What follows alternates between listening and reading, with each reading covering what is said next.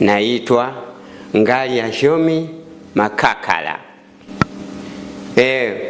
Usiku wa juzi nakula saa 1 ya usiku. Kumeza tonge ya kwanza, ya pili, ya tatu, nikaenda kunaswa na kitu kwenye mdomo karibu na ulimi ndani. Jaribu kuitoa kwa kidole kikashindikana. Nikatoka usiku huo, nikaenda duka la madawa, wakajaribu kutoa wakashindwa. Nikalala nalo. Jana nikasema ngoja nipitilize Itigi. Niliingia Itigi hospitali muda wa saa 11 hivi.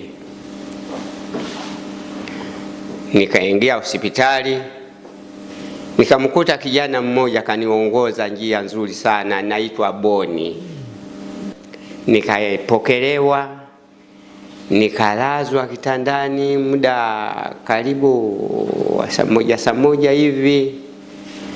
Leo kuamka usiku, leo hii asubuhi,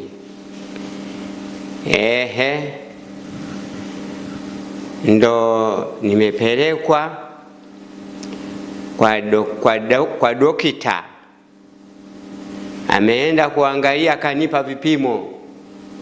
Ametumia vipimo vikubwa sana. Kipimo kimoja kimeingia paka ndani tumboni. Tumehangaika nayo vipimo, toki zao wanamulika. Kwa kweli wamekikuta, wakaangalia kwenye TV yao, wakasema nyiki hapa. Haya, ikaanza shughuli. Kweli wamekitoa, paka muda huu ninacho Itigi hapa.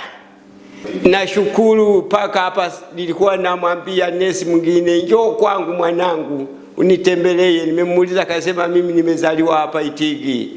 Nikasema njoo kwangu mwanangu na mimi nione. Tumeongea vya kutosha, akasema ndio. Na washukuru madaktari wa hapa, wamenisaidia vya kutosha, na manesi wote.